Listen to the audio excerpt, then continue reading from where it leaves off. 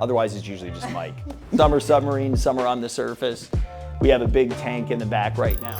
Want to welcome in our audience to this special edition of Off the Wall. And today we have a very special guest. He's an explorer, an author, and an educator. I want to welcome in Mike Heithaus, Vice Provost of Environmental Resilience and of the Biscayne Bay campus here at Florida International University, and Executive Dean of the College of Art, Sciences, and Education, but he prefers to just be called a professor. Welcome. Thanks so much for having me. First of all, I think that if people don't know you or might know you, I always ask our guests, specifically when I'm interviewing, to describe themselves in one word. Oh, that's hard. It would probably be enthusiastic or maybe energetic. So I concur with that. I mean, the times I have seen him and met him on campus here, you definitely are very enthusiastic and energetic and talkative. And I can relate to that because I am the same way. So let's kick it off. Let's talk a little bit about, for those that may not know you, talk a little bit about how this journey began. Well, yeah, I grew up in the cornfields of Ohio, and my parents were academics at a very, very small college. So really different than FIU with our more than 55,000 students. But I was always intrigued by everything nature. And so I was fishing, I was turning over rocks, in the stream. But I also love to watch TV documentaries, and watching David Attenborough and Eugenie Clark study the oceans just always fascinated me. So I always wanted to be a marine biologist, and eventually got to live my dream, went to graduate school, and then hit the jackpot with getting my first academic job here at FIU. So how long have you been here at Florida International University? Yeah, I got here in 2003, so it's like 22 years here at FIU, and it's been an incredible journey, and it's amazing to see where the university's come in 20 very short years. So I want to, just chime in because under your leadership, the College of Art, Sciences, and Education is ranking number 13. You want to talk a little bit about that? I know that under your leadership, it kind of got that ranking. Well, at FIU, it's all about collaboration, right? And so we are super proud of helping the university get this number 13 ranking for positive impact in the world by Times Higher Education. But, really what we've been trying to do is make sure our students are doing the best they can. Our graduation rates have gone through the roof. Our students are getting great jobs after they leave here. But at the same time, we've really blown up the research enterprise. And now $100 million in research awards a year.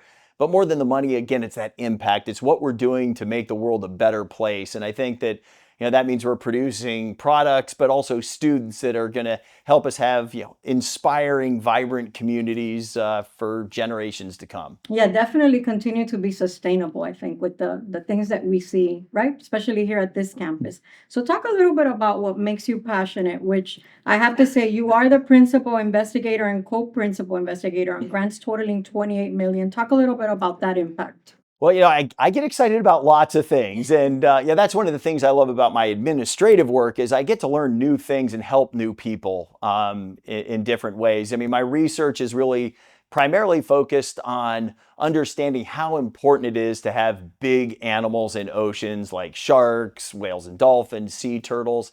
But, as we've done these projects, we've come up with neat little things, like we've found out that these animals have personalities. And so the work goes in a different way, but we're able to do so much because we have incredible graduate students and research staff here. And so that helps us build really teams of scientists and investigators, some of them around the world. So we just completed a project with more than 100 collaborators surveying coral reefs all over the world. And then not just doing the science, and this is what I love about FIU. It's not just about doing the science, writing a paper for scientists. It's about working with the communities and the stakeholders. And in this case, it was working with countries to help them protect their shark populations, because if we protect those sharks, we protect the reefs. And that means we don't just have awesome ecosystems, but the people that are living there will have better economic opportunities. So you mentioned the word sharks. And I know that that's a big part of who you are, right? It's in your DNA. You might have been a shark and you believe in different lifetimes somewhere out in the ocean. Talk to me about why sharks, because they are the scariest. Like I have never seen one. I don't want to see one. I don't want to encounter one. But talk to me about why sharks, and are they really that dangerous? What should we do if we see one? Like, give us a little bit of background. Well, the why sharks for me was actually, I'm going to lose my shark card here if I say this, but I was really interested in dolphins. Okay. And so I was studying dolphins and realized that they weren't spending time where a lot of their food was. And, why wouldn't you go to the buffet table? And then I noticed a lot of them had bites from sharks on them. And so I figured I'd just read a couple papers and learn about sharks, but it turned out we knew almost nothing about them. So I had to start working on sharks myself. And, pardon the pun, but I was hooked as soon as I started working on these tiger sharks. And the tiger sharks are one of the dangerous ones for people. They can get to be 15 feet long. But I was really immediately taken by just kind of how slow and deliberate they were. These aren't mindless killing machines just zooming everywhere to try to bite things. And there are more than 500 different kinds of sharks out there.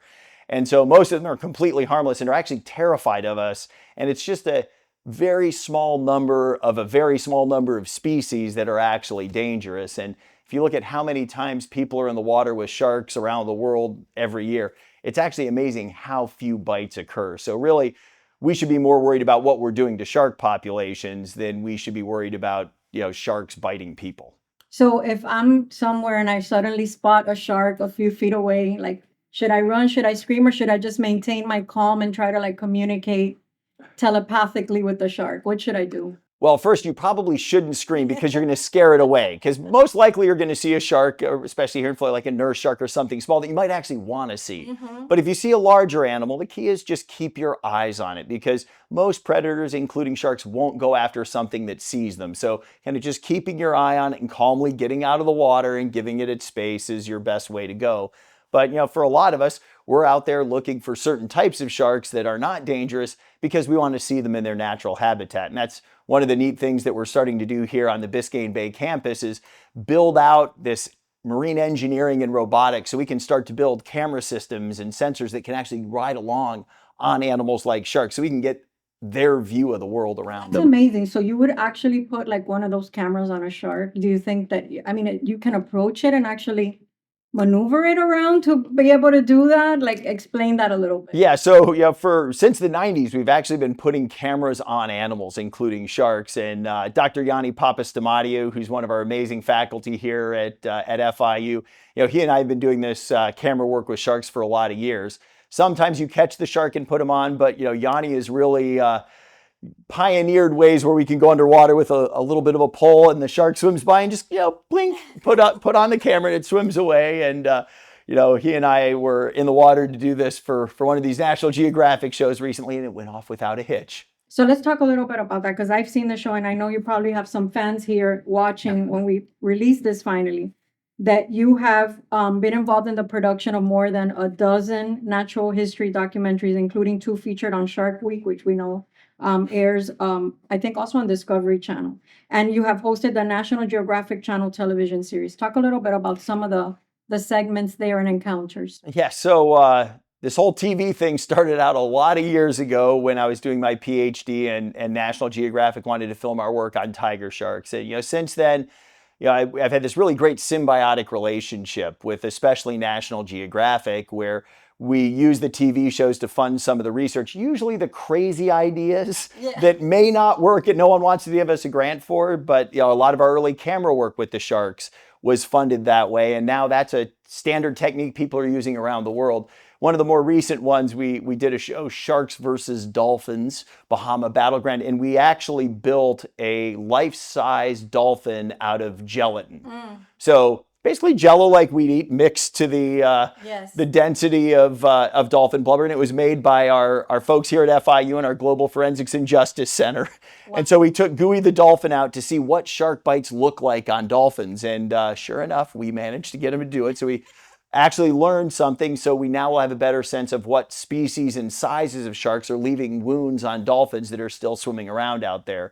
But we've got lots of great shows. One of the recent ones I loved was Bull Shark versus Hammerhead, because it featured so many different FIU scientists like Yanni, our PhD student Candace Fields, recent PhD grad Aaron Spencer. It really just showed how collaborative shark work is, and that you can get up close and personal to these big animals, and do it safely. I think the biggest part, and I see it in your enthusiasm when you talk about it, is managing these doctoral students and the students in general with the work. Like, what really excites you? Like, what do you take away from it?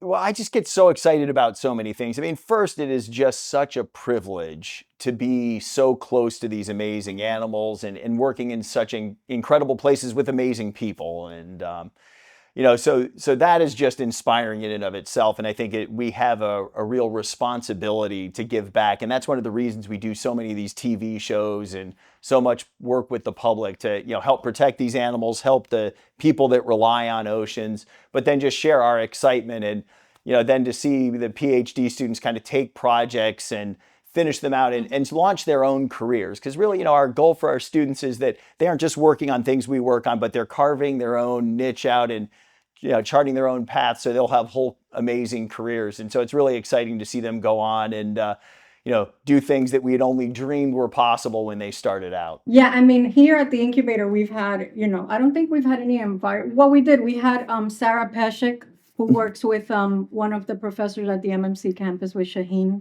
And, we've seen a lot of her great work be featured also on CBS News. So we also like, the public out there to inform of what's going on with these projects and how the grants are used, because a lot of people, a lot of times don't realize that this funding goes to impact a bigger purpose of the projects that are not only here at FIU, but at every other university that is trying to do the same thing with their students. Well, that's one of the amazing things here in South Florida is that we're dealing with a lot of issues that people are around the world. So, if we can solve it here, we can be helping people all over the world. And replicate it. Exactly. And the design elements are key to our science. It's key to resilience. And so kind of it's this blend of different disciplines that's really going to be what solves the big problems of tomorrow. It really is. I mean, and it's happening also right here at the BBC campus. So let's kind of shift gears here and get into a more kind of like mechanical terms of what it is that your role here with environmental resilience specifically and for the Biscayne Bay campus. What is your vision for that, given that it's also mentioned in the 2030 strategic plan? Let's go through that. Yeah, well, I mean, if we start with environment and environmental resilience, I mean, that's been a cornerstone of FIU from its very, very early days. And there's so much amazing work going on at a university this big that sometimes, the left hand doesn't know what the right hand's doing. And there's lots of great stuff going on. So one of my roles is to help pull that together and kind of create the collaborations and links so we can do even more and really maximize our impact. And then also to help the Biscayne Bay campus generally. And so you look around, I mean, we're right on the bay. We've got a mangrove forest right behind us. So the environment here is perfect.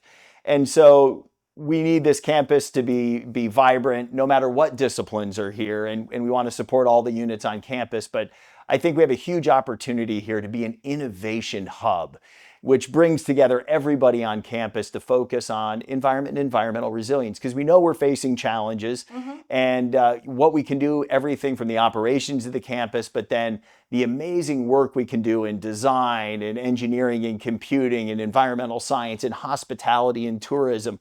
All of those can come together in one campus. And then we really want to be working with the private sector so we can be helping startup companies, demonstrating projects and technologies so that people can see how they work, and then sharing that around the world. So we're going to need to invest some more in infrastructure here. Yes. And can't wait to bring some new programs to campus.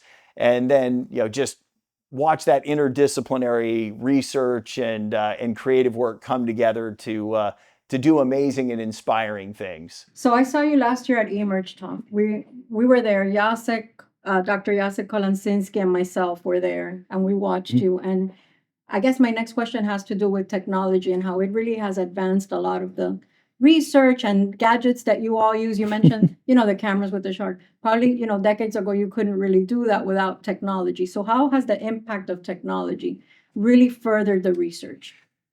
Yeah, the technology is incredible. And smaller batteries, more powerful computers, smaller cameras, all of those really help us. Being able to put things in the air with drones and, autonomous drones on the surface and underwater, which is something we're really revolutionizing here on the Biscayne Bay campus.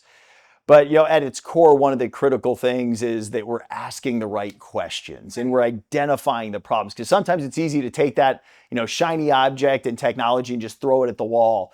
But it can have that real impact when you combine a real focus on what do we need to do, where do we want to go as a community, as a world, and then use the right suite of technologies and sometimes good old-fashioned, tools of the trade and blend those together into really impactful programs. But then I think the next step that sometimes gets forgotten is that it's not just about doing that technology work and the environmental work.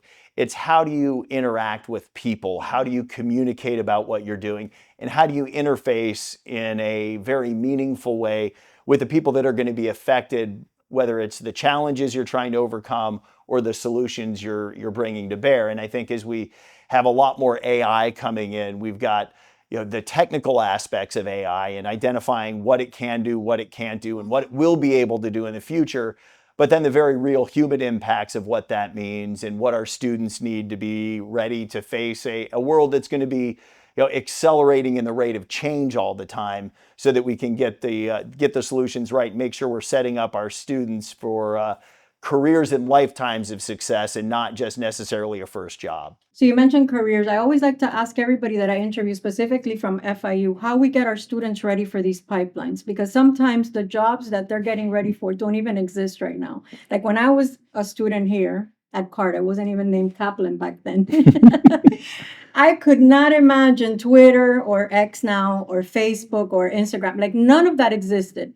So how do you get students ready for what may come? Like how do you see as an innovator, as somebody who has really been sort of a groundbreaking explorer, if I can say that, how do you really predict how to prepare the students for the pipeline? Well, I think the places it's hard to predict are the technical skills.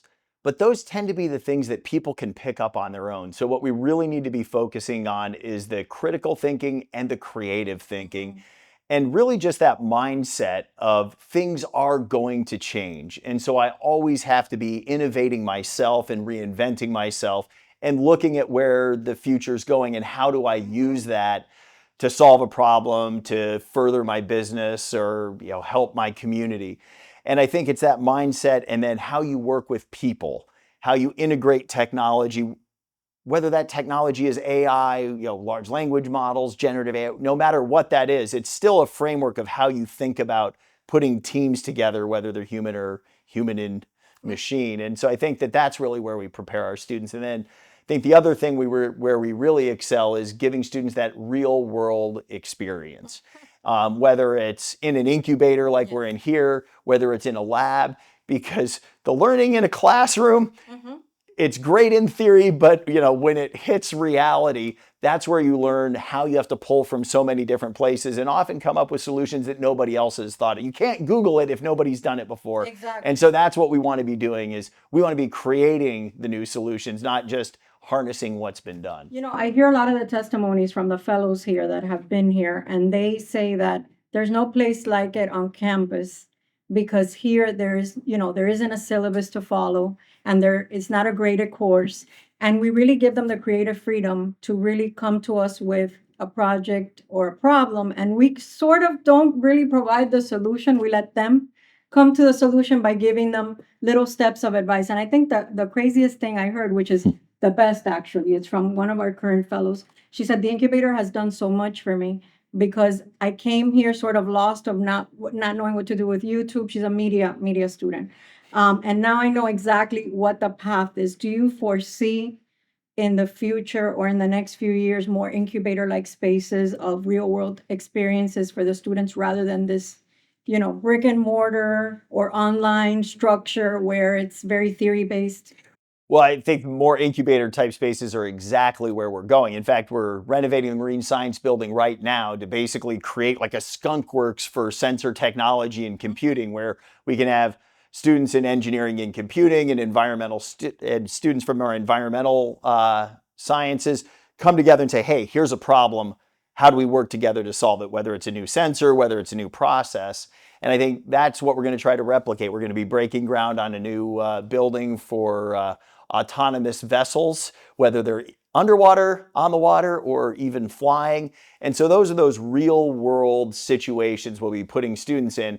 And yeah, there are going to be companies and startup opportunities and products that come out of that too, because people are solving the challenges that they are actually facing. But that sounds really exciting. Is that happening on this campus? Those are both happening on BBC. And so, I mean, that was one of my favorite things when I worked at National Geographic, was going down to the basement, having all those tools there. And we got to put a camera on what?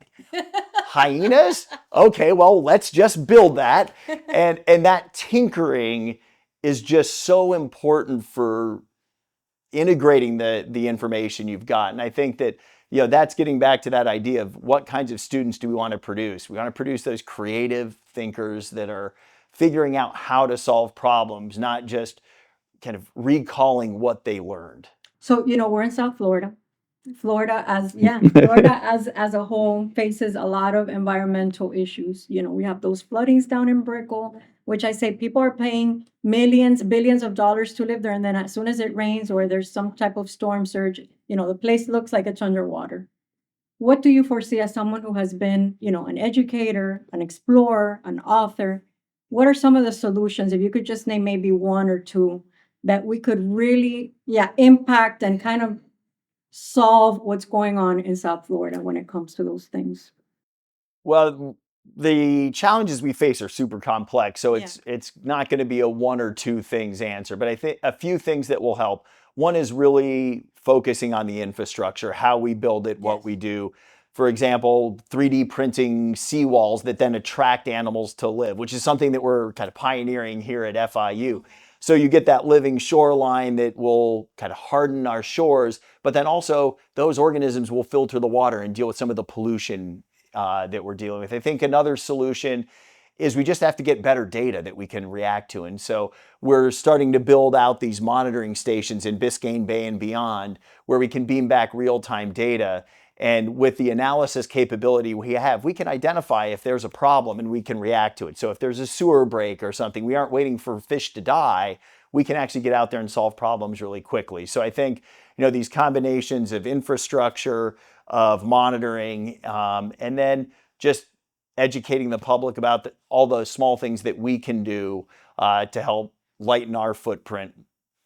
We can do this, but it's not going to be easy. Yeah, no, I mean the problems are there, and I know people go to their politicians and their the community representatives, and they don't get a lot of answers. And I feel like somewhere, a place like FIU, like this campus, with somebody like yourself leading these efforts, I think the solutions have to start coming to be able to address some of the issues that we have in South Florida. Did you want to say something? No, that's all good.